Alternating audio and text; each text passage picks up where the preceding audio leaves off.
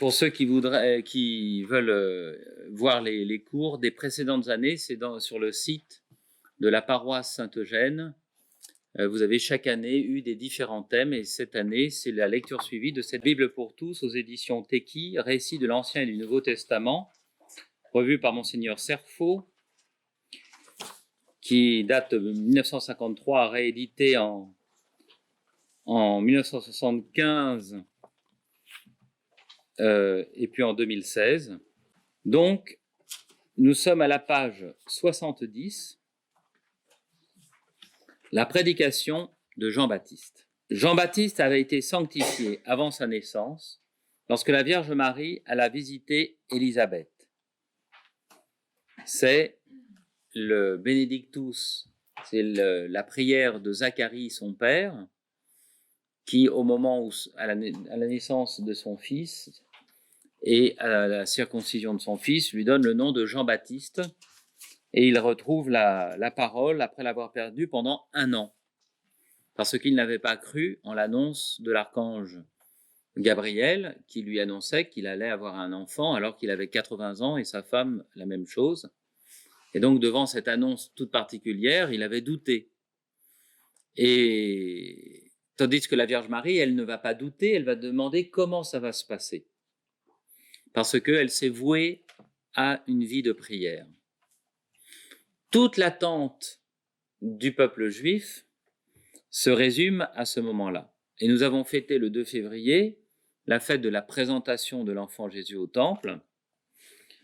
C'est ce moment où l'enfant Jésus est présenté au bout de 40 jours, selon la loi et les coutumes et les rites donnés par Moïse au peuple juif, parce que le peuple juif ayant passé environ 450 ans, 420 ans en Égypte, il en était sorti après que se soit déclenchée une grande persécution contre ce peuple, où on tuait tous les bébés mâles, tous les petits garçons,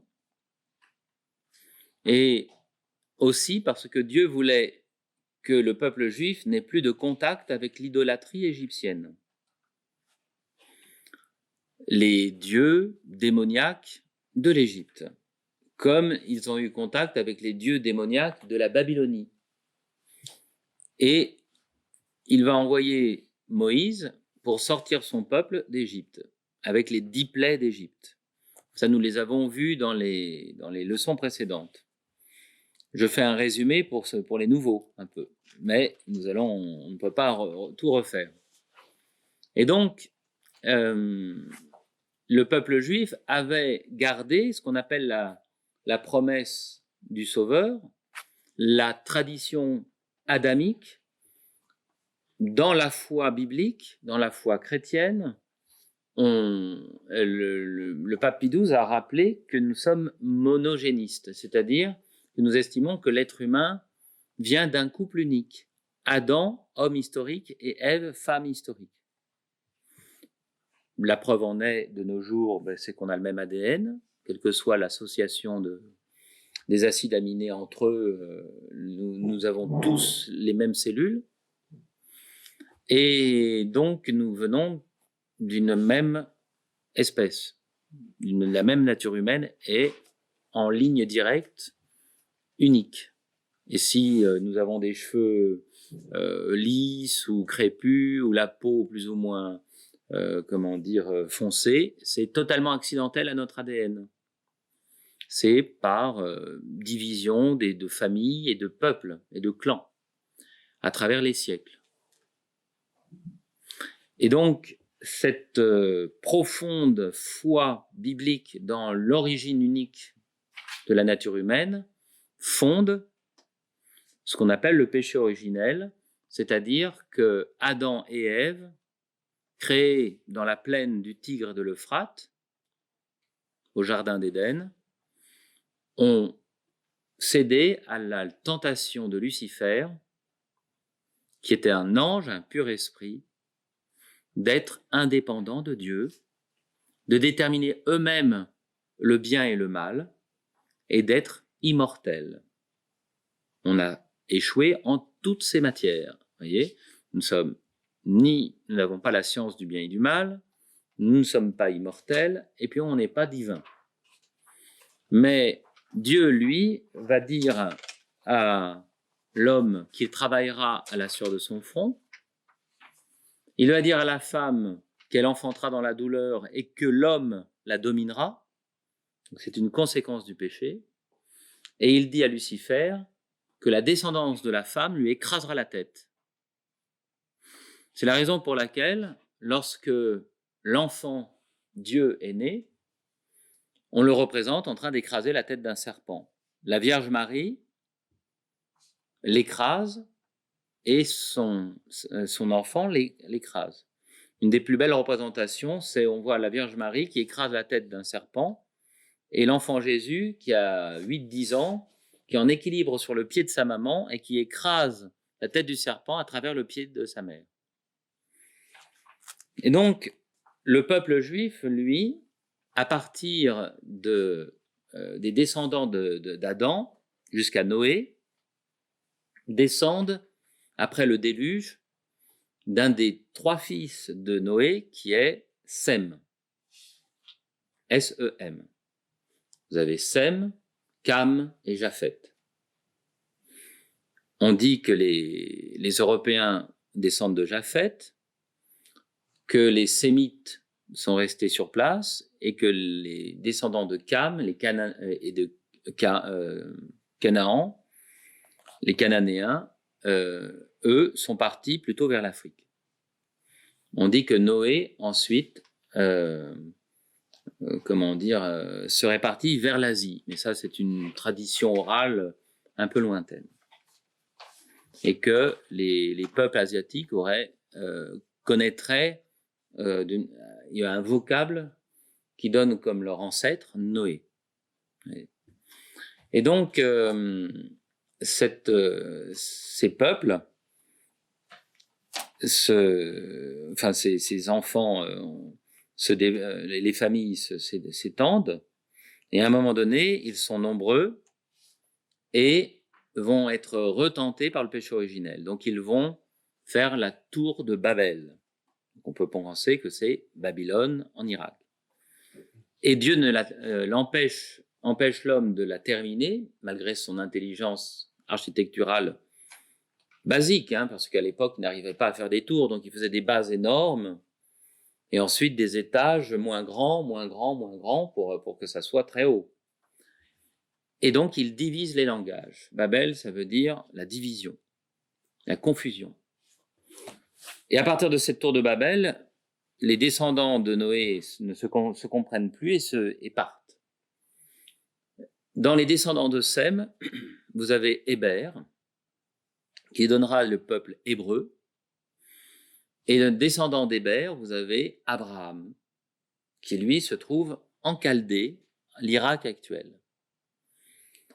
Et donc, c'est un moment, Dieu va poursuivre sa promesse d'un salut de la descendance d'Ève en parlant miraculeusement à Abraham.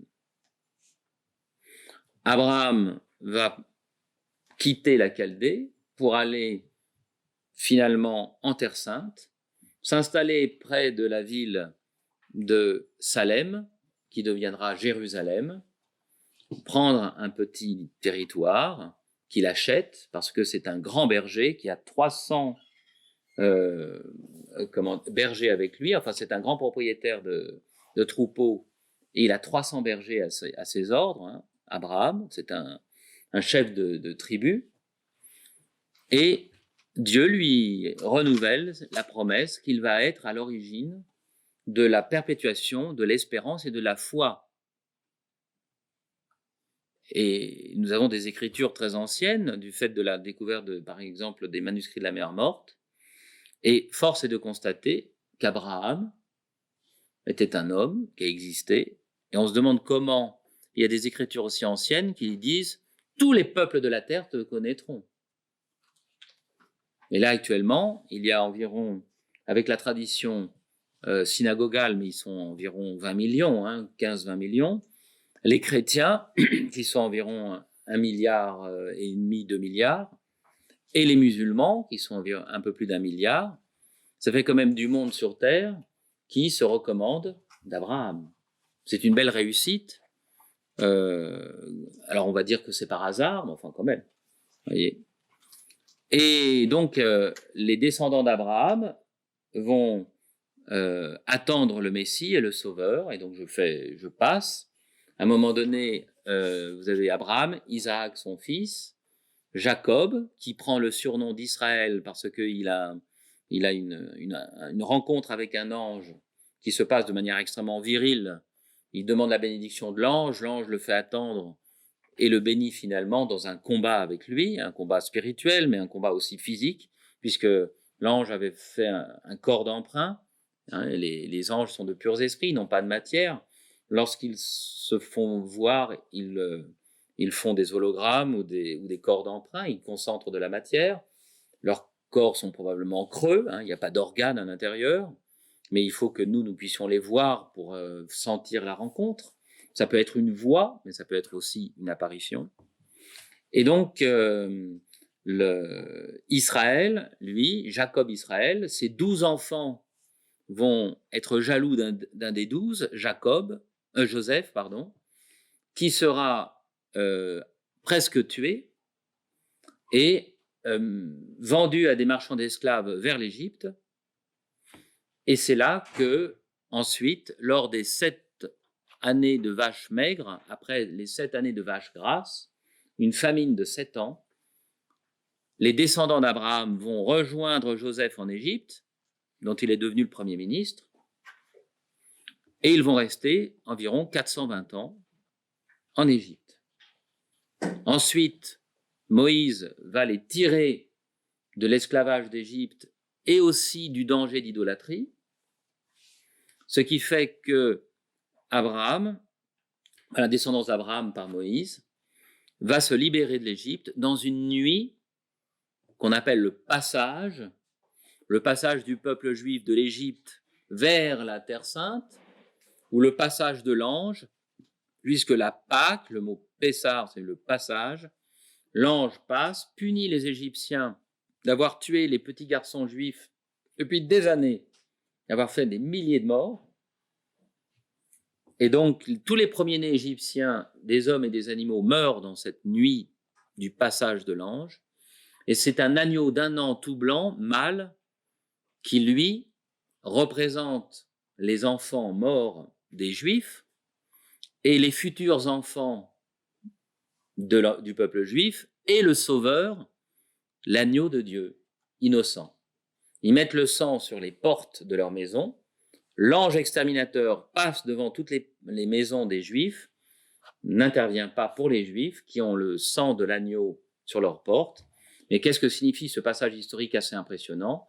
Mais c'est-à-dire que le sang du futur agneau de Dieu prend les péchés, ici les péchés des Égyptiens, qui avaient infanticide quand même, hein, sur lui, symboliquement, mais il le prendra réellement par la croix, ensuite, quand s'accompliront toutes les prophéties en Jésus, le Sauveur. Ce qui fait qu'ils partent de l'Égypte, l'armée de Pharaon essaye de les rattraper, mais enfin, ils passent le bras de mer Rouge de manière miraculeuse, non pas à guet, parce qu'ils sont près de 2 millions, et ce sera embourbé, n'est-ce pas, et ils rentrent, ils n'osent pas entrer en Terre Sainte parce que les Palestiniens, les Cananéens, sont des guerriers avec des villes fortifiées, donc Dieu les condamne à errer 40 ans dans le désert, où ils ont une manne, une nourriture miraculeuse, comme une gelée matinale, une rosée le matin, qu'ils mangent pendant 40 ans. Avec quelques épisodes de viande, mais plus par sévérité de Dieu qu'autre chose, avec des cailles, enfin je passe. Et avec Moïse qui meurt juste avant l'entrée en Terre Sainte, Josué prend le peuple, et le peuple va rester en Terre Sainte jusqu'à avoir un roi, dans la personne de David, qui sera un pécheur, mais qui sera aussi un pénitent et un prophète. Et le roi David annonce à nouveau la promesse d'un sauveur. Et tout cela se développe, jusqu'à ce que des prophètes l'annoncent encore, comme Jacob avait dit d'ailleurs qu'un jour, de la tribu de Juda, pas Judas Iscariote, mais de la tribu de Juda, Benjamin, Ruben, Issachar, c'est la tribu de Juda, la famille de cette tribu va donner un roi en Israël, et c'est de celui-là que doit descendre le Messie. Ce qu'on appelle le lion de Juda, d'ailleurs. C'est un des surnoms du Messie, du Christ.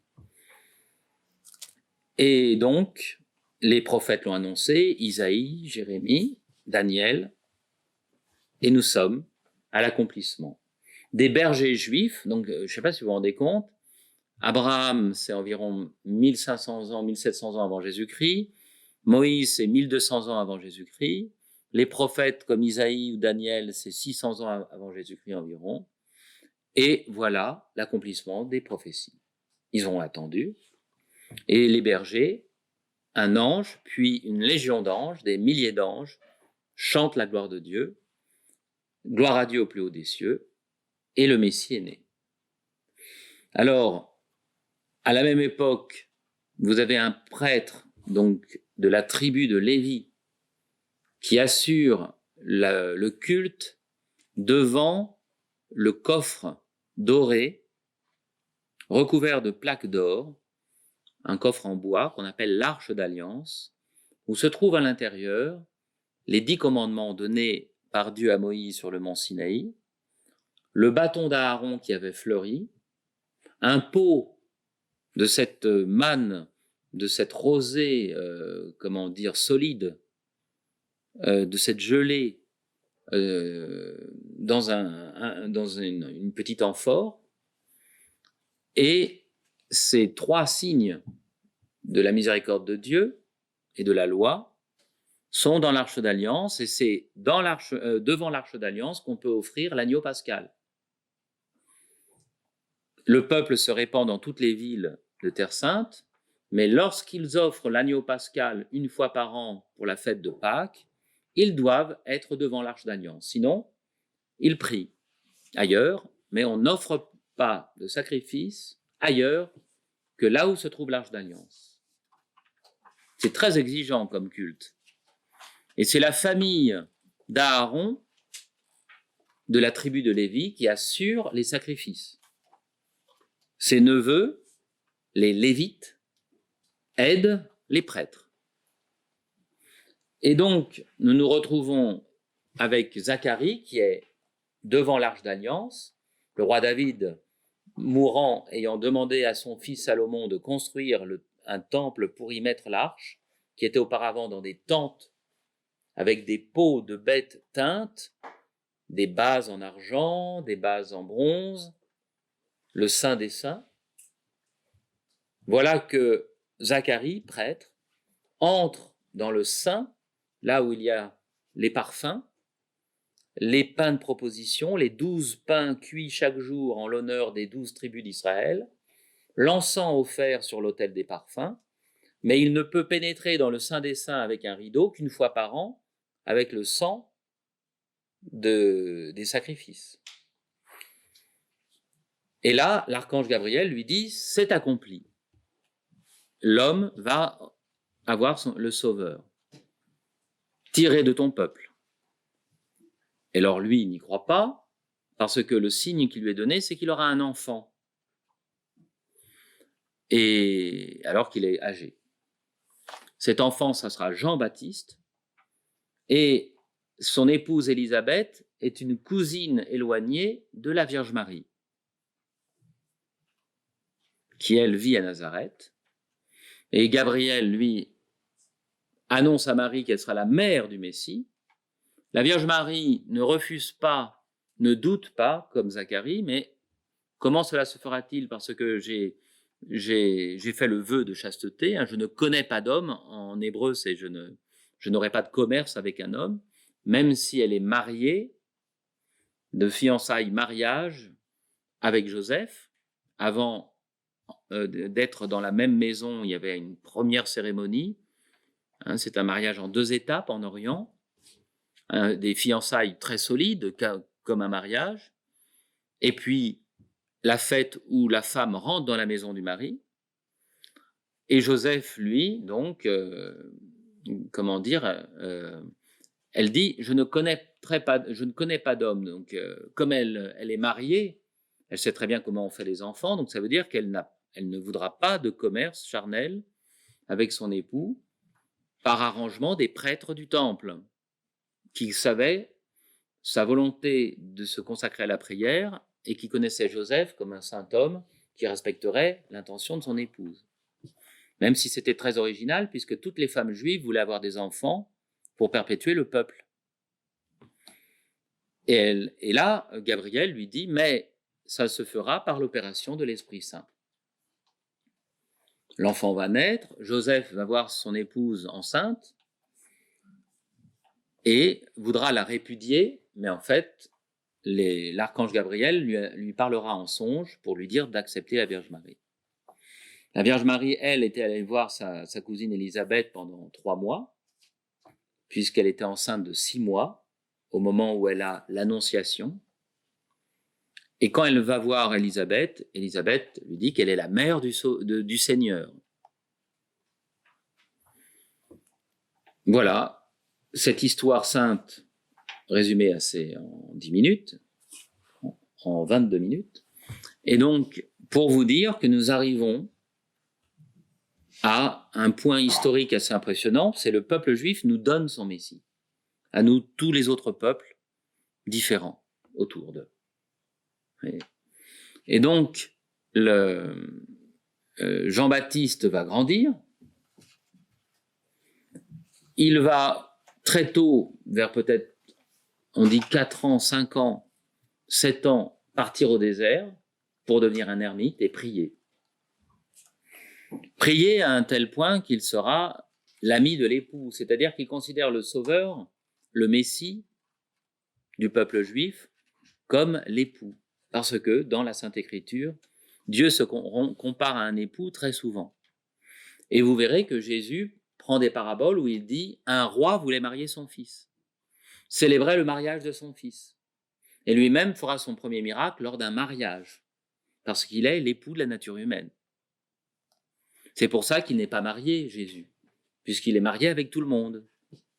Et c'est la raison pour laquelle, en ce moment, il y a toute une querelle théologique et morale pour savoir si les prêtres vont être mariés ou pas, avec la tolérance qu'il y a en Orient, en sachant qu'en Orient, la plupart du temps, les prêtres, les hommes mariés qui devenaient prêtres, renonçaient à l'acte conjugal avec leur épouse. Les épouses, même parfois, rentraient en religion. Et même en Orient. Hein. Donc, ensuite, il y a eu une tolérance, par exemple chez les maronites, où ils consomment leur mariage, mais ils ont des temps d'abstinence très fréquents. L'Avent, le carême, surtout, quelques jours avant de célébrer la messe, c'est une des raisons pour laquelle les prêtres d'Orient ne célébraient la messe que le dimanche. Et il y avait un temps d'abstinence avant le dimanche où ils ne s'approchaient pas de leur épouse pour, si vous voulez, être suffisamment spirituels dans leur acte sacerdotal. Et aussi bien en Orient qu'en Occident, il y a une très grande pression pour le célibat, mais ce n'est pas un célibat pour être célibataire et avoir plus de temps et pas s'occuper d'une femme et d'enfants, mais c'est pour être spirituel et pour être l'époux comme Jésus est l'époux. Alors de nos jours, avec la polémique, n'est-ce pas, et les quelques prêtres criminels qu'on met en épingle, mais là, en ce moment, il y a aussi maintenant, tout s'effondre, hein, la société s'effondre, donc vous avez toute cette corruption qu'on voit dans l'enseignement, dans le sport, dans le cinéma, dans tout ça, enfin, tout s'effondre, on voit et on prend la pince à épiler les prêtres criminels, on essaye de gonfler les chiffres en disant que ce sont des prêtres, à chaque fois qu'un enfant était mis à genoux dans la cour, dans une pension catholique, on dit que c'est un abus sur mineur, mais c'est comme ça qu'on a des chiffres à 2000, 3000 en Allemagne, en Irlande, hein. Enfin bon. Tout cela, c'est pour nous brouiller par rapport au vrai message de la religion qui est la relation à Dieu. C'est-à-dire que l'être humain est un être de relation. Il ne vit pas seul et il est le seul mammifère qui aime ses parents dans le temps, qui a besoin de ses parents dans un temps incroyable. Tous les petits des animaux sont sevrés très tôt. L'être humain, lui, avant 7-10 ans, bon, il y a des enfants qui sont dans les mines à 8 ans hein, et qui se débrouillent tout seuls, mais bon, c'est quand même pas la voie commune. On est très dépendant de nos parents très longtemps, ce qui n'existe pas chez les animaux. Parce que Dieu, lui, a créé la nature humaine pour avoir une âme. Et ce n'est pas avec le temps qu'on a l'intelligence et la volonté, l'esprit. C'est une création particulière de Dieu. Vous voyez, c'est l'évolutionnisme qui nous fait passer de la bactérie aquatique jusqu'au singe, ne peut pas être dû aux milliards d'années, aux millions d'années et au hasard, mais à une volonté de Dieu. Pie XII a concédé qu'un grand mammifère a pu être choisi par Dieu comme être le limon de la terre pour recevoir l'âme humaine. Mais c'est une création originale et unique en Adam et en Ève. Il n'y a pas d'autres Homo sapiens, il y a le sapiens sapiens, point barre. Il n'y a pas eu de Néandertal, il n'y a pas eu de machin. Ce sont des hommes qui, descendaient d'Adam et Ève, étaient des hommes. Et comme le dit Yves Coppens, qu'on ne peut pas soupçonner d'être un grand croyant, il dit l'outil, c'est 20 000 ans avant Jésus-Christ. Pas mal, en approximation, nous sommes avec le compute très concordiste et fondamentaliste de la Bible, on est à 6 000 ans. Hein. Depuis plus de 4 000 ans, nous le promettaient les prophètes. C'est le compute ordinaire, alors avec des approximations. Mais voyez-vous, dès qu'il y a rite funéraire et outils et peinture, il y a l'homme. Le rite funéraire, c'est classé. On n'a plus qu'à réétudier les datations et on verra que c'est pas des millions d'années ou c'est un être spirituel, le rite funéraire. C'est un être spirituel, l'outil, la flèche, la masse. Parce que même si vous avez des aigles qui prennent des tortues pour les jeter contre des pierres, même si vous avez des chimpanzés ou des bonobos qui prennent des tiges pour faire monter des fourmis, même si vous avez des chiens qui ouvrent des portes, c'est pas l'abstraction d'une forme pour une autre forme. C'est de l'observation et de la mémoire. Et quand ils font des formes originales, comme des nids, comme des toiles d'araignée, c'est par instinct. Et c'est toujours la même chose. Vous voyez, c'est impressionnant de voir l'intelligence de Dieu agir à travers les oiseaux qui font des nids, les araignées qui font des toiles et autres. Vous voyez. Mais ce sont des instincts. C'est pas, le papillon qui se dit, moi j'en ai assez de me faire gober par des oiseaux, je vais me faire des ailes camouflées. Non, c'est Dieu qui lui donne des ailes camouflées. Vous avez un grand papillon, quand il ouvre ses ailes, vous avez le dessin d'un cobra. Et c'est sa protection. Et un autre papillon, c'est des feuilles. Il a ses ailes en forme de feuilles. Quand il ferme ses ailes et qu'il tombe et qu'il fait le mort, on a l'impression que c'est une feuille. Vous avez des mantes religieuses qui sont marrons et qui s'arrêtent et qui font brindille dès qu'elles sont en danger. Et tout ça, c'est Dieu, la fantaisie divine. Eh bien, le peuple juif va donc trouver son Messie, et c'est impressionnant parce que Jean-Baptiste, qu'est-ce qu'il va dire à l'être humain? Arrêtez de faire du mal, écoutez la voix de votre conscience, que Dieu vous donne dans votre intelligence, une lumière de l'Esprit Saint, et arrêtez de pécher. C'est basique. Hein, vous prenez un pasteur évangélique, il vous dit vous irez tous en enfer si vous ne vous convertissez pas, si vous n'arrêtez pas de vous droguer, si vous n'arrêtez pas d'écouter de la musique rock, écoutez de la pop louange, donnez-moi 10% de vos revenus et vous serez sauvés. Venez à la séance de guérison, je vous imposerai les mains.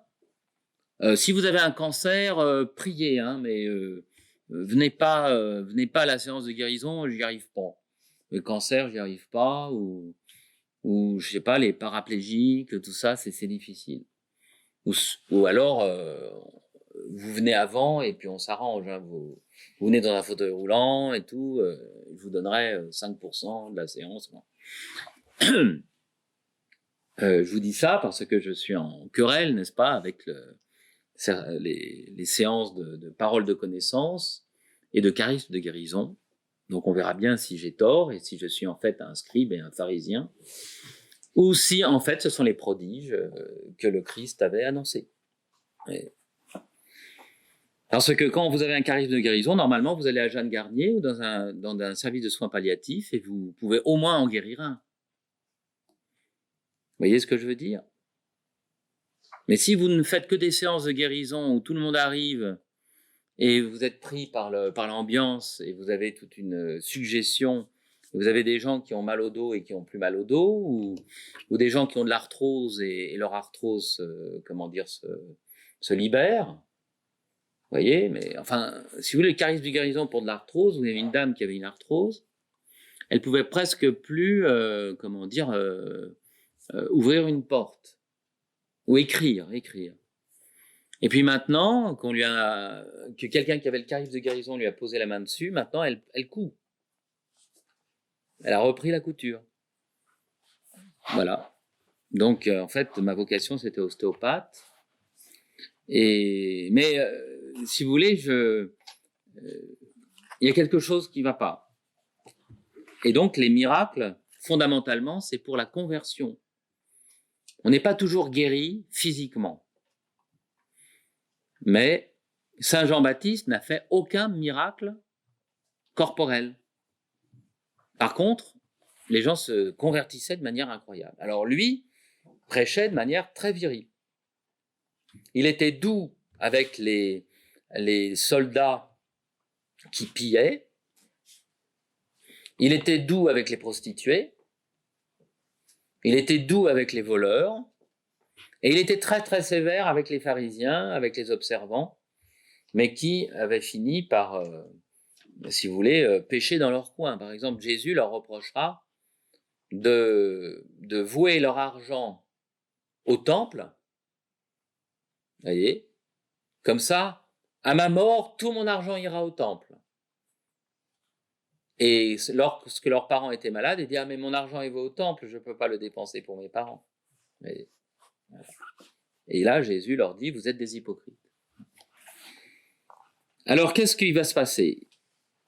Ici, Jean-Baptiste, donc le cousin de notre Seigneur, hein, le fils de la cousine de la Vierge Marie, Élisabeth, va sortir de son désert à 30 ans. Lui qui a vécu en ermite avec une peau de chameau, mangeant des sauterelles grillées et du miel sauvage. Et le voilà. Jean-Baptiste avait été sanctifié avant sa naissance, lorsque la Vierge Marie alla visiter Élisabeth. Il avait tressailli dans le ventre de sa maman, à la voix de Marie. Tout jeune, il s'était retiré dans le désert pour y mener une vie de pénitence. Il portait un vêtement de poil de chameau et une ceinture de cuir. Il vivait de sauterelles et de miel sauvage. Sous les souverains pontifes Anne et Caïphe, la parole de Dieu fut adressée à Jean, fils de Zacharie, dans le désert. Maintenant, va prêcher. Il parcourut alors toute la région du Jourdain, proclamant un baptême de repentir pour la rémission des péchés, ainsi qu'il est écrit au livre du prophète Isaïe. Une voix crie dans le désert, préparez le chemin du Seigneur, aplanissez ses sentiers. Tout ravin sera comblé, toute montagne ou colline sera abaissée. les passages tortueux deviendront droits et les chemins raboteux seront nivelés. Et tout homme verra le salut de Dieu. Le bonheur promis aux êtres humains. Il disait aux foules qui venaient se faire baptiser par lui, « Engeance de vipères !» Vous voyez, c'est très aimable. Qui vous a suggéré de vous soustraire à la colère prochaine? Produisez donc des fruits qui soient dignes du repentir, et n'allez pas dire en vous-même, nous avons Abraham pour père. Car je vous le dis, Dieu peut, des pierres que voilà, faire surgir des enfants à Abraham. Déjà même la cognée se trouve à la racine des arbres. La cognée, c'est la hache des bûcherons. C'est une cognée, c'est une hache. Tout arbre donc qui ne produit pas de bons fruits va être coupé et jeté au feu. Jésus lui-même prendra cette parabole et à un moment donné même, il demande à un figuier d'avoir du fruit et c'est pas la saison. Alors les apôtres, ils sont un peu étonnés. Jésus est là, il va vers le figuier, il dit « Tiens, il n'a pas de fruits ». Et les apôtres disent « Qu'est-ce qu'il veut dire par là ?» Et là, Jésus maudit le figuier. Il dit « Puisque tu n'as pas porté de fruits, dessèche-toi. » Et le lendemain, il repasse par là et il voit le figuier complètement desséché. Voilà. Petit miracle d'humeur de notre Seigneur Jésus-Christ. La colère qui vient.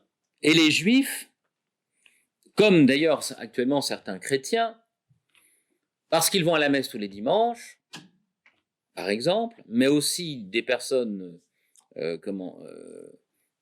athées et agnostiques, qui disent oh, nous, on sera sauvés, on sera sauvés. Et là, Jean-Baptiste met tout le monde au même niveau. Mais parce que, moi, un jour, j'avais discuté avec un juif qui vivait en Israël, d'ailleurs, qui était de passage en France, et il me dit, je ne sais pas qu'est-ce qu'il avait eu comme catéchisme de la part de ses rabbins, mais c'est quand même... Il dit, moi je suis juif, je serai sauvé. Dommage pour vous. Voilà. J'aurais pu lui dire, si j'avais eu un peu de courage, de dialogue interreligieux viril, vous savez, des enfants d'Abraham, des juifs, peut en faire à partir de Pierre. C'est pas parce que votre maman était juive que vous êtes juif, sauvé.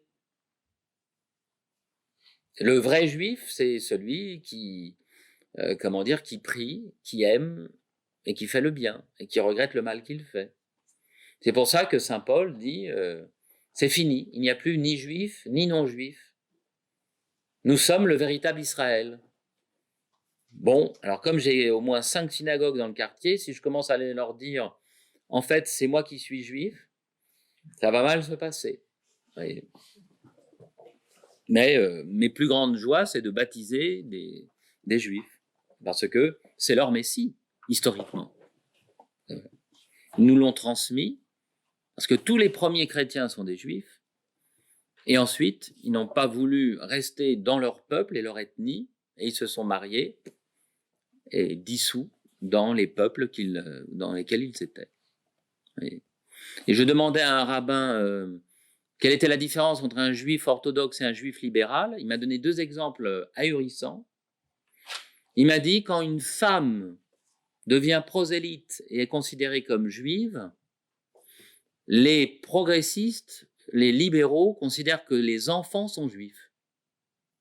Alors que les enfants d'une femme non juive qui est devenue juive de religion, mais pas d'ascendance, doivent eux-mêmes suivre un cours pour être considérés comme juifs.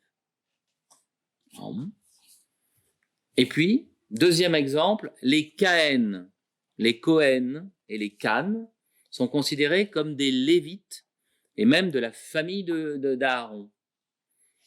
Et les Juifs orthodoxes interdisent aux Cohen, aux Can, Strauss-Kahn, à mon avis, ça ne doit pas être une piété délirante, mais bon.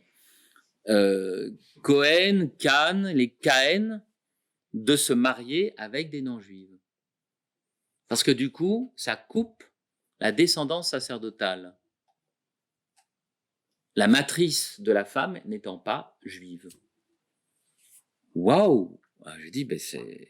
Et là, j'ai pas osé lui dire, mais c'est un peu racialiste, votre histoire.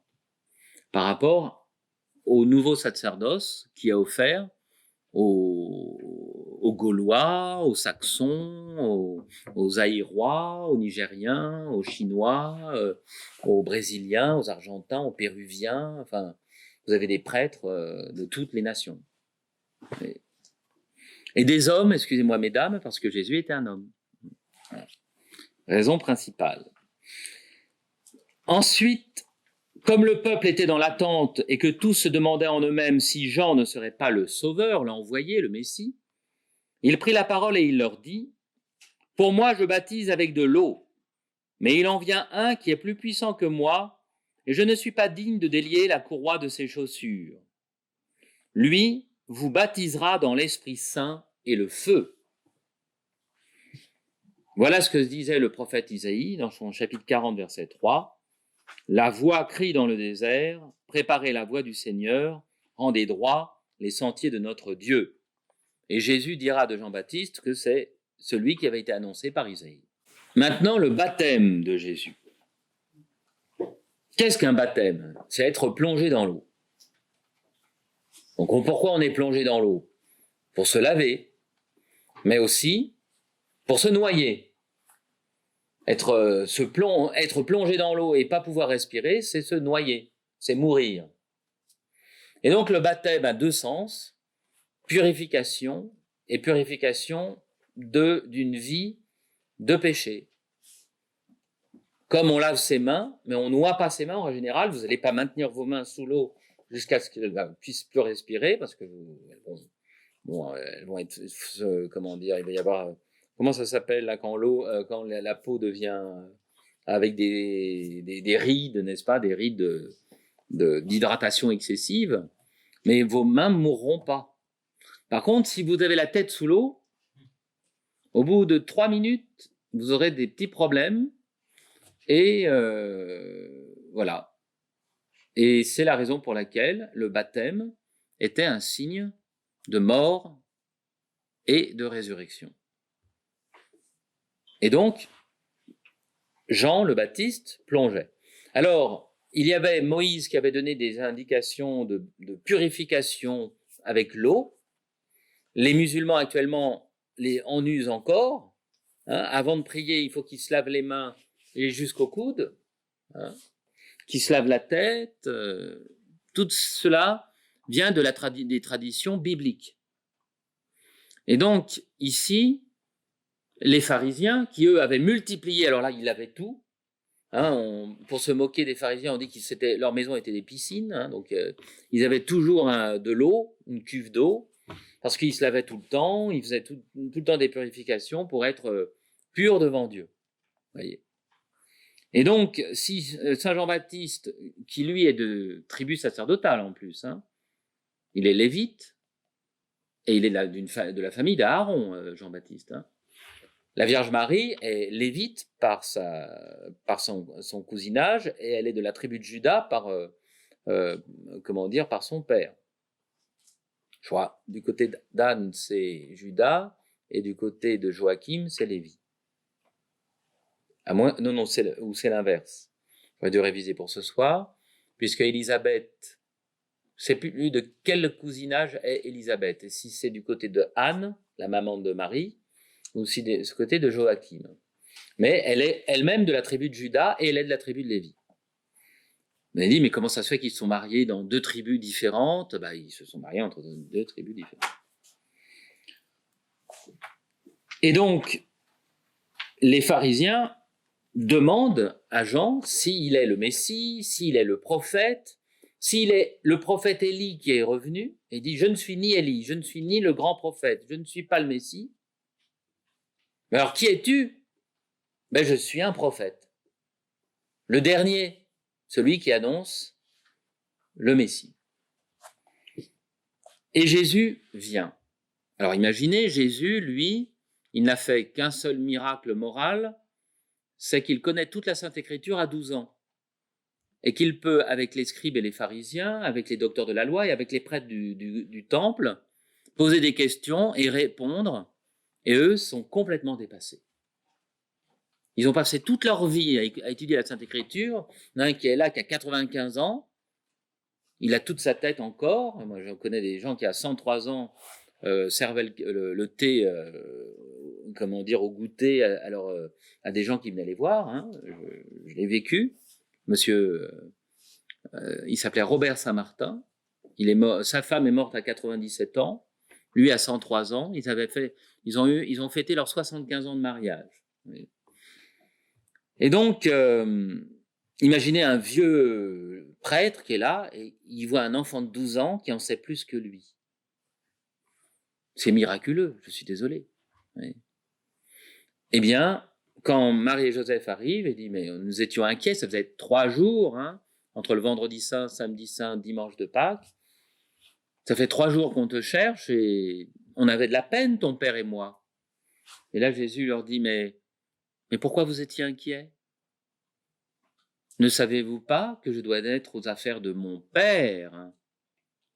Une petite pointe pour Saint Joseph, c'est un saint homme, hein, donc il sait que c'est pas son enfant, mais c'est le père adoptif quand même depuis bébé, hein, donc qui a 12 ans, un rappel un peu mystique et solennel que son père c'est Dieu, et Marie conservait tous ses souvenirs dans son cœur. Qu'est-ce qu'il avait fait d'autre, Jésus? Ben, rien d'autre.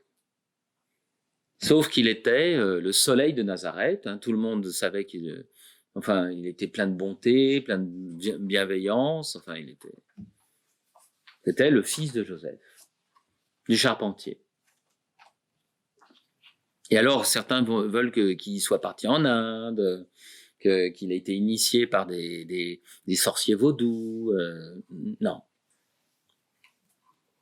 Qu'il a étudié les religions. Ben non, il est Dieu. Donc, il a passé une vie honnête à Nazareth pendant 30 ans. C'est décevant, hein? Ben oui. Et donc, il arrive. Imaginez, il va voir son cousin Jean-Baptiste. Et les gens venaient et se faisaient plonger dans le Jourdain. Jésus parut alors. Nazareth, c'est dans le nord, hein, la Galilée des nations, avec des mélanges avec des peuples païens. C'est pour ça que les Samaritains étaient pas loin. Les Juifs détestaient les Samaritains. Mais en Galilée, il y avait des Juifs non samaritains, hein, des Juifs non mélangés. Il va au Jourdain vers Jean pour recevoir son baptême. Or, Dieu révèle, comme il avait révélé au vieillard Siméon, qu'il est le Saint des Saints. Et donc, Jean-Baptiste, lui, il est devant le Messie. Il ne va pas baptiser le Messie. Il est pur, il est sans tache, il est sans péché, le Messie. Et là, il est interdit. Je ne veux pas vous plonger dans l'eau. Vous n'allez pas mourir mystiquement, spirituellement. Enfin, vous êtes la vie. Et Jésus, lui, il veut mourir pour nous. Et déjà, à la limite, voyez-vous, en étant plongé dans l'eau, Jésus pouvait nous sauver rien que par ce signe. Ça aurait été moins douloureux pour lui, oui, mais moins significatif pour nous. Mais le fait que Jésus se laisse plonger dans l'eau, et Jean-Baptiste n'a pas été cruel, hein, il ne l'a pas maintenu sous l'eau en disant « il faut accomplir les Écritures hein, », donc voilà, je vais le noyer et il va ressusciter après. Non, c'est un simple baptême. Et donc, le fait que Jésus se plie à ce rite est incroyable. Réfléchissez. Celui-ci voulait l'en détourner. « C'est moi, disait-il, qui ai besoin d'être baptisé par toi. Et toi, tu viens à moi. » Mais Jésus lui répondit, « Laisse faire pour l'instant, c'est ainsi qu'il nous convient. » Oula, quand Jésus parle au pluriel, hein, qu'il nous convient d'accomplir toute justice. Là, c'est quand il évoque la Trinité, voyez, Père, Fils et Saint-Esprit. Alors, il le laissa faire. Aussitôt baptisé, Jésus remonta de l'eau, et voici que les cieux s'ouvrirent. Donc, il y avait quelques nuages, n'est-ce pas? Et vous avez les nuages qui s'écartent. Il vit l'Esprit de Dieu descendre comme une colombe et venir sur lui. Vous avez une colombe blanche, comme celle du déluge, qui vient voler au-dessus du Christ. Et des cieux, une voix disait, « Celui-ci est mon fils bien-aimé, et qui a toute ma faveur, en qui j'ai mis tout mon amour. » Certains entendent cette voix distinctement. D'autres disent, c'est un tonnerre. Mais Jean-Baptiste, lui, il a entendu la voix totalement. Et Saint Jean, l'évangéliste, qui était un disciple de l'austère Jean-Baptiste, dira, justement, en faisant parler Jean-Baptiste, « J'ai vu l'Esprit descendre sur lui comme une colombe et il s'est reposé sur lui. » Alors, voyez-vous, vous avez un dessin pour les enfants qui est très bien, page 73. Jésus est descendu dans les eaux du Jourdain, il reçoit le baptême de son saint précurseur.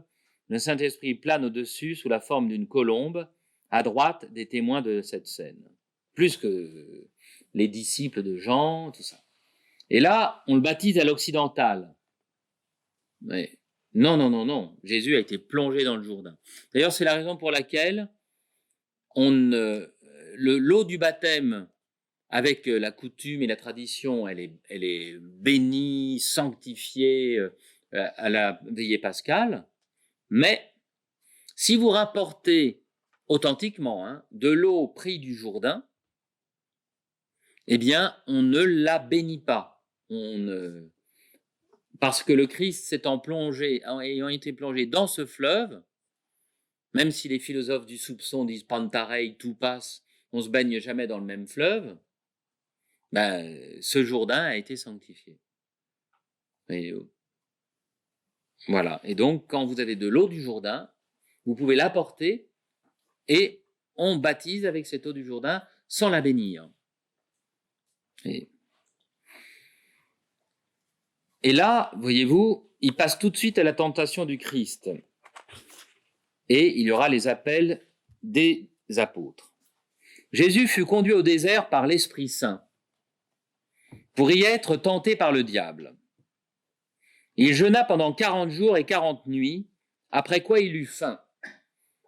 Le jeûne de Moïse, le jeûne d'Élie, c'est-à-dire sans nourriture et sans eau. Donc c'est un jeûne miraculeux. Mais un vrai jeûne quand même. Voyez ? Mais si on ne boit pas d'eau pendant 3-4 jours, on délire et on meurt. Donc là, il y a un aspect miraculeux aussi dans ce jeûne. Les exégèses modernes vous diront, mais non, il avait une gourde, il y avait un petit ruisseau, il buvait. Il concède quand même qu'il n'a pas mangé, puisque vous avez des prisonniers de l'IRA en Grande-Bretagne qui sont morts au bout de 70 ou 80 jours parce qu'on ne pouvait guère que les hydrater et leur donner des aliments liquides, mais enfin, c'était pas évident. Mais avec de l'eau seulement, vous pouvez durer longtemps, surtout si vous avez des réserves. Mais là, c'est véritablement 40 jours de jeûne. Alors, Lucifer s'approche de Jésus. Véritablement. Et à nouveau, les exégètes vous diront, c'est spirituel, il n'avait pas mangé depuis 40 jours. C'est vraiment Lucifer, le chérubin qui vient.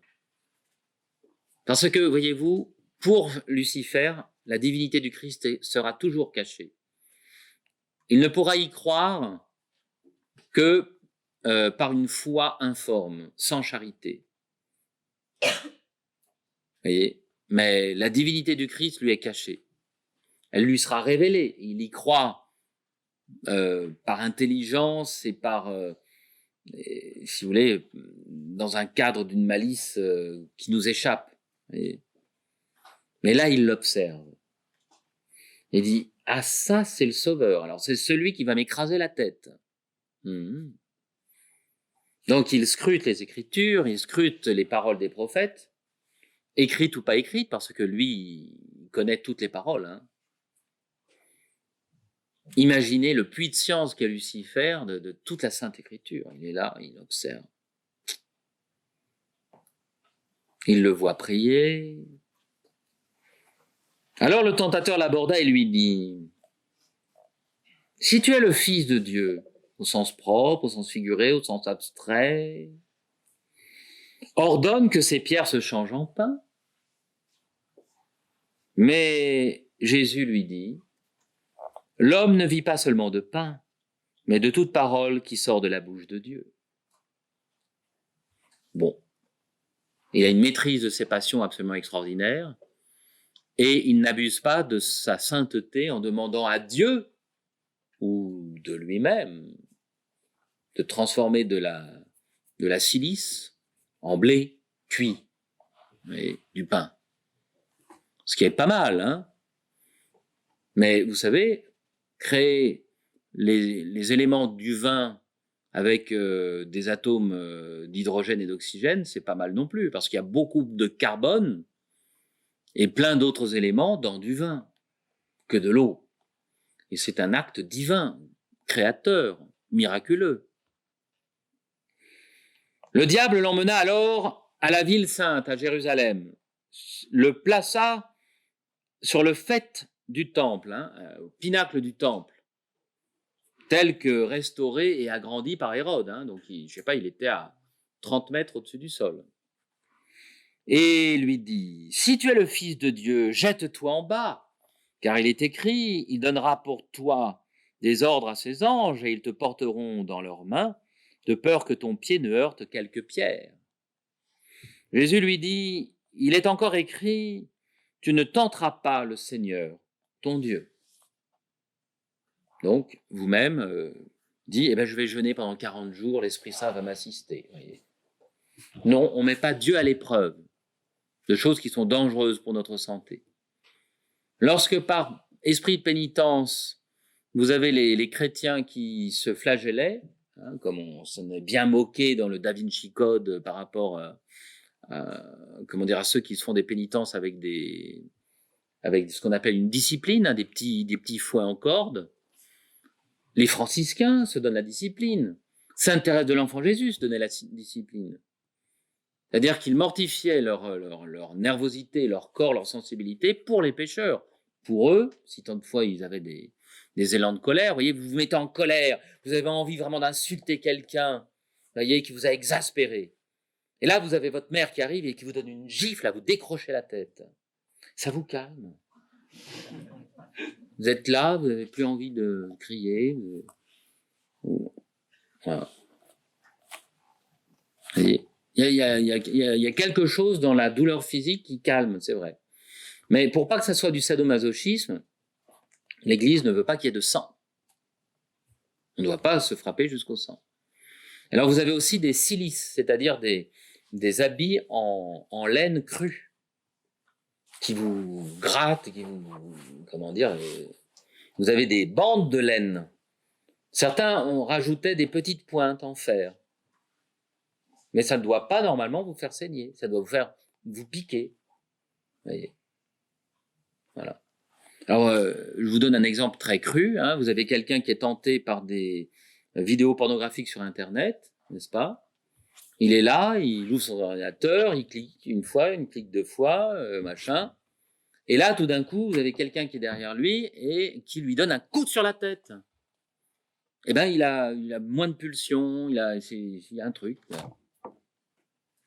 Ou alors, quelqu'un arrive avec un seau d'eau avec des glaçons et son colloque. Et ça arrête toute tentation, voilà. C'est le principe des pénitences corporelles. Saint Louis avait une discipline avec des petites chaînes en fer, mais toutes petites. Elles étaient à Notre-Dame de Paris. Actuellement, elles sont protégées au Louvre. Mais on a la discipline de Saint Louis. C'était un petit tube en ivoire, et à l'intérieur du tube, il y avait 3 petites chaînes en fer. Vous voyez, mais toutes petites et très fines. Vous voyez, portatives, enfin, il avait, et de temps en temps, il se donnait la discipline. C'était simplement, devait être piquant, simplement, enfin, vous voyez, c'était... Et il y a au-dessus de cette petite discipline de Saint Louis, il y avait une gravure où, on voit un moine donner la discipline à Saint Louis. Donc il est à genoux, et le moine lui donne un coup sur l'épaule gauche, un coup sur l'épaule droite, comme ça. Mais c'est vraiment pas à la mode, hein. Actuellement, les pénitences corporelles volontaires, et même des prêtres classiques, traditionnalistes, sont assez froids vis-à-vis des pénitences corporelles. Ils vous invitent à vivre à vous lever vite le matin, à ne pas traîner au lit. Ils vous invitent à prendre des douches rapides et pas trop chaudes. Ils vous invitent à supporter des maladies, à offrir des contrariétés. Mais ils n'osent plus trop de nos jours à cause du fait que c'est ridiculisé par les médias modernes. Le diable l'emmena encore sur une très haute montagne, hein, c'est le mont de la tentation où traditionnellement on sait où c'est, hein, en Terre Sainte. Lui montra tous les royaumes du monde avec leur gloire. Donc vision surnaturelle. Lucifer croit que ça... Jésus, il connaît tout ça, hein, mais il est là et il montre toutes les grandes villes, toutes les murailles, tous les trésors qu'il peut y avoir sur Terre. Lui qui désire simplement être adoré à la place de Dieu, hein. Mais il sait que c'est un moyen de corruption de l'homme. L'argent, les plaisirs. Tout cela, je vais te le donner si tu tombes à mes pieds et m'adores. Sachez que ça, c'est dans un passage parallèle, il est dit « Tout cela m'appartient et je le donne à qui je veux ». Quel orgueil, on dirait c'est Lucifer. Tout cela m'appartient et je le donne à qui je veux. C'est impressionnant. Rares sont les paroles authentiques de Lucifer. Hein. Tous ces royaumes m'appartiennent et je les donne à qui je veux. Si tu tombes à mes pieds et m'adores, mais je ferai en sorte que tous les hommes te reconnaissent comme le roi des rois. Enfin, il ne le fera pas jusqu'au bout, hein. C'est la fraternité de la crapule. Hein. Non, c'est lui qui veut cet honneur des hommes. Mais là, pour le coup, si le roi des rois dit « honorez-moi dans le monde entier » et moi, je reconnais Lucifer comme Dieu. Hein, tout cela, je vais te le donner si tu tombes à mes pieds et tu m'adores. Donc, ultimement, Jésus doit ramener tous les peuples à adorer Lucifer. Alors, Jésus lui dit « Retire-toi, Satan. Diable, c'est le diviseur. Démon, c'est l'esprit. » Et là, c'est péjoratif. Hein. Le daimon, c'est un esprit. Hein. Ça peut être un ange ou un démon, mais c'est réservé à démon. C'est l'adversaire. Diable, c'est le diviseur. Démon, c'est l'esprit hostile. Et là, il lui dit, retire-toi Satan, car il est écrit, c'est le Seigneur ton Dieu que tu adoreras. C'est à lui seul que tu rendras un culte. Le diable le quitta alors, et voilà que des anges s'approchèrent qui le servaient. Appel des premiers disciples. Jésus se trouvait au Jourdain avec deux de ses disciples. Jean se trouvait au Jourdain avec deux de ses disciples. Regardant passer Jésus, il dit « Voici l'agneau de Dieu ». Ses deux disciples l'entendirent et allèrent vers Jésus. Voyant qu'ils le suivaient, Jésus se retourna. « Que cherchez-vous » dit-il. Il répondit « Rabbi », ce qui signifie « maître », « où demeurez-vous » ? « Venez voir » leur dit-il. Ils allèrent où il demeurait, et ils restèrent avec lui ce jour-là. C'était environ la 10e heure. 10e heure, c'est 16 heures de l'après-midi, je crois. L'un des deux disciples qui avait entendu les paroles de Jean et qui avait suivi Jésus était André, le frère de Simon, marin pêcheur. Il alla aussitôt trouver son frère et lui dit « Nous avons découvert le Messie ». Ce mot signifie Christ. Il l'amena à Jésus, qui le regarda et lui dit « Tu es Simon, fils de Jean. C'est pas Jean le Baptiste, hein, c'est Jean, c'était le père de André et Simon, marin pêcheur lui-même. Hein. Tu t'appelleras Képhas. Ce mot signifie pierre, en grec, je crois, hein, sauf erreur de ma part. Le lendemain, Jésus eut l'intention de se rendre en Galilée. Il rencontra Philippe et lui dit « Suis-moi ». Alors, si vous voulez, Jésus était déjà un homme de prière et il avait le manteau des prophètes, c'est-à-dire que il avait quitté Nazareth et il commençait à prêcher, il commençait à parler. Et donc, il était une sorte de prédicateur itinérant, comme Jean-Baptiste. Mais doucement. Toutefois, alors qu'il avait avec lui André, Simon, Pierre et Jean, il demande à Philippe de le suivre. Philippe était de Bethsaïde, la ville d'André et de Pierre.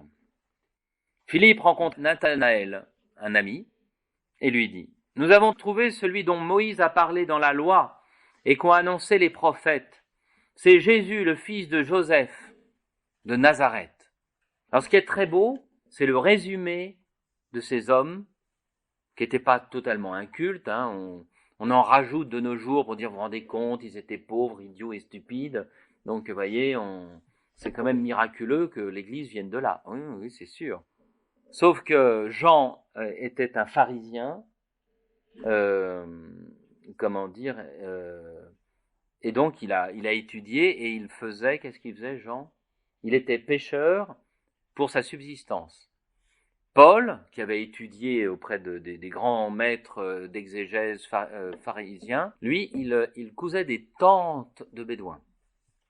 Mais c'était le travail, c'est comme si vous disiez que le père abbé bénédictin qui de temps en temps, je ne sais pas, va retourner la terre pour en 1200 ou en 1300 pour des récoltes, était un brave agriculteur. Non, il est père abbé de son monastère et il ora et labora. Ensuite, il y a eu une décadence dans le sens où peu de moines faisaient du travail manuel, mais normalement, les moines font du travail manuel, toujours. Et donc ici, il dit, dont Moïse a parlé et qu'ont annoncé les prophètes. Et Nathanaël, en bon juif, il dit, mais il va naître à Bethléem, le Messie. Nazareth. Peut-il sortir de Nazareth quelque chose de bon? C'est un village de Galilée. On n'a jamais entendu parler de Nazareth dans les prophètes. On a quand même dit qu'il serait nazaréen, naziréen, c'est-à-dire ceux qui faisaient un vœu, qui se coupaient les cheveux et ne se les coupaient plus jusqu'à ce qu'ils aient réalisé leur vœu. Et qui ne buvaient plus de vin jusqu'à ce qu'ils aient réalisé leur vœu. Un nazir. Voyez, et donc leurs cheveux étaient plus ou moins longs selon l'œuvre qu'ils avaient décidé de faire. D'aller à Jérusalem, de rester pendant des mois dans le jeûne et la prière. Enfin, voilà. Philippe lui répondit, viens voir. Et Jésus, voyant Nathanaël venir à lui, dit, donc il arrive, il marche vers Jésus, voici un véritable Israélite dans lequel il n'y a point d'artifice, pas de mensonge. Nathanaël lui dit, d'où me connaissez-vous? Et alors, avant que Philippe t'appelât, quand tu étais sous le figuier, je t'ai vu. Or, Nathanaël était donc lui-même un pharisien, parce que, pour qu'il comprenne cette expression, être sous le figuier, c'est prier sous le figuier et méditer la parole de Dieu. Voilà ce que signifie être sous le figuier. C'est pas dormir dans un hamac, hein, c'est méditer la parole de Dieu, être sous le figuier. Et ça, pour le coup, on peut remercier les exégètes qui ont scruté les traditions juives pour trouver cette expression. C'est comme les scorpions blancs. Hein, quand vos enfants vous demandent des œufs, vous leur donnez pas des scorpions. En Terre Sainte, vous avez des petits scorpions blancs qui, recroquevillés, ressemblent à des œufs de caille. Et là, vous comprenez la parabole. Et alors, apparemment, Nathanaël, lorsqu'il méditait la parole de Dieu, a peut-être eu une vision. Jésus lui dit, pendant que tu méditais la parole de Dieu, je t'ai vu. Mais qu'est-ce que Nathanaël a médité? Est-ce qu'il a médité Ézéchiel? Est-ce qu'il a médité Daniel? Ce fils d'homme dans la gloire de Dieu, qui est quand même étrange. Ézéchiel dit, je vis comme un fils d'homme, qui était comme dans de l'airain brillant. Comment ça se fait qu'il y a un fils d'homme dans la gloire de Dieu? Si Dieu ne peut pas s'incarner, c'est pas possible, Dieu ne peut pas être un homme. Pourtant, Ézéchiel dit, j'ai vu une apparence d'homme dans la gloire. Alors, est-ce que Nathanaël méditait ce passage, ou alors est-ce qu'il a vu la même vision qu'Ézéchiel? En tout cas, quand Jésus lui dit que lui-même l'a vu alors qu'il était en train de prier, voilà ce qu'il répond. Maître, vous êtes le Fils de Dieu, vous êtes le roi d'Israël. Une minute avant, il disait Nazareth, c'est un village perdu, peu connu. Et là, il lui dit qu'il est le Messie. Et voilà ce que va lui répondre Jésus, ce qui montre bien que les apôtres ont eu à méditer, à réfléchir très très tôt. Parce que je t'ai dit que je t'ai vu sous le figuier, tu crois. Tu verras de plus grandes choses encore. En vérité, je vous le dis, vous verrez le ciel ouvert et les anges de Dieu monter et descendre au-dessus du Fils de l'homme. Oh, ça alors, les anges monter et descendre, accompagner le Fils de l'homme, c'est que les anges adorent le Messie. C'est les cieux ouverts. Il commence déjà à dire ce qu'il dira au grand prêtre. Quand le grand prêtre lui dit, mais est-ce que tu es le Messie au nom du Dieu vivant? Dis-nous si tu es le Messie. Et là, Jésus lui dit, je le suis. Donc, les exégètes disent, oui, mais au début, il disait de ne pas le dire, et tout ça. Mais là, devant le tribunal de Caïphe, il le dit. Et vous verrez le Fils de l'homme venir sur les nuées du ciel avec les anges. Le grand prêtre, il est là. Tu seras sur la nuée. La nuée qui signifie la présence de Dieu pour le peuple juif pendant les 40 ans du désert. La nuée qui est descendue sur le temple de Jérusalem pour le consacrer lorsque Salomon avait offert les victimes et que tout d'un coup la nuée du désert, 400 ans après Moïse, est tombée sur le temple et que les prêtres, les lévites partaient du temple aveuglés d'une nuée lumineuse impressionnante que tout le peuple, près de 500 000, 1 million de juifs ont vu. C'est pour ça qu'ils sont marqués. Regardez les Portugais. Ils sont marqués. Il y a 50 000 Portugais qui ont vu le soleil danser dans la plaine de Fatima. Ils s'en souviennent encore. Toutes les familles ont quelqu'un qui était à Fatima. Leurs grands-parents, ils ont tous un oncle qui était à Fatima. Imaginez ce peuple. Pourquoi il a gardé la foi pendant tant de siècles? Parce qu'ils ont vu des miracles assez impressionnants. Et là, Jésus dit, vous me verrez sur la nuée. Et là, il déchire ses vêtements et il dit, avons-nous besoin de plus de témoins? Étant homme, il se dit Dieu, donc il mérite. Qu'est-ce qu'il mérite? Et les autres disent, la mort, un blasphème. Discuter avec un Uber ou un taxi musulman, si vous lui dites Jésus c'est le Fils de Dieu, il fait un écart. Vraiment, vous êtes sûr? Pour nous c'est un grand prophète, il viendra à la fin des temps pour lutter contre le Tchal, mais vous n'êtes pas un peu associateur? Oui. Pour eux, l'incarnation, c'est un grand problème. Pourtant, l'incarnation, c'est la preuve de l'amour de Dieu. Et nous nous devons annoncer cela pour que les musulmans et les juifs soient baptisés. Voilà. Et il le dit à Nathanaël. Donc, vous avez l'image là pour les enfants. Jésus appelle ses 5 premiers disciples, André, Pierre, Jean, Philippe et Barthélemy, ou Nathanaël. Il a 2 prénoms. Ils répondent à leur vocation, cependant, ils continueront 1 année encore leurs occupations. Alors, ils l'accompagnent, et la Vierge Marie est avec son fils. Alors, est-ce que le couple qui se mariait était connu de Jésus, ou de Marie, ou de Nazareth? On célébrait des noces à Cana, en Galilée. Alors, vous avez 2 Cana.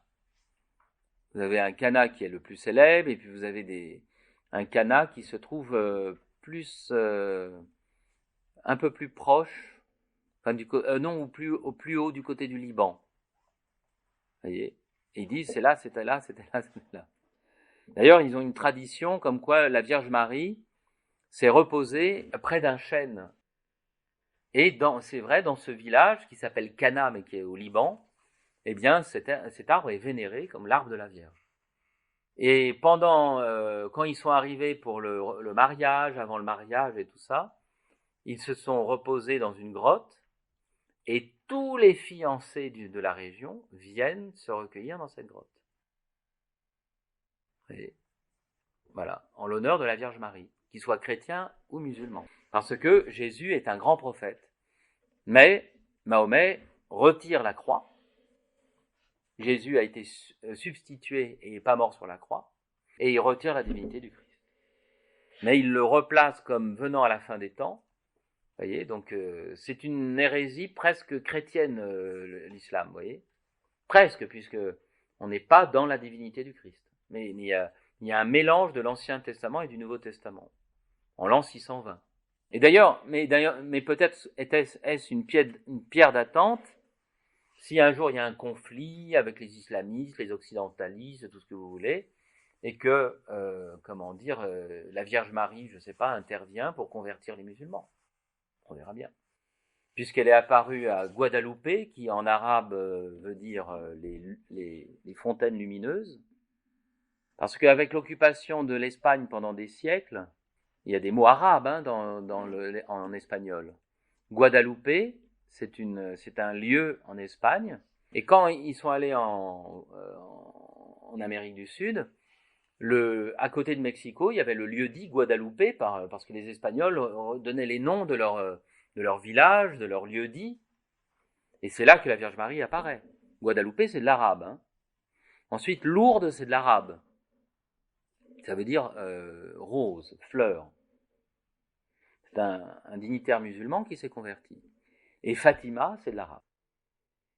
Et la Vierge Marie apparaît à Fatima. C'est peut-être un petit coucou, n'est-ce pas, pour les années à venir. On verra comment le bon Dieu va contourner ce que on nous prédit comme un bain de sang, qui sera peut-être terrible, mais peut-être qu'il y aura des miracles qui attireront les âmes de bonne volonté. On célébrait des noces à Cana en Galilée, la mère de Jésus y était, et Jésus y fut aussi invité avec ses disciples. Le vin manqua, la mère de Jésus lui dit, « Ils n'ont plus de vin. » Donc Marie demande à Jésus, son fils, de faire un miracle. Et pas n'importe quel miracle, transformer de l'eau en vin. Jésus lui répondit, alors là c'est pour les enfants. Mère, non, il n'a pas dit mère, il a dit femme. Il n'a pas dit femme, comme certains exégètes ou prêtres ivres-morts le disent en sermon. Il a dit femme. Il a dit Ève. C'est femme dans toute la noblesse du mot. Hein. Jésus n'est pas vulgaire.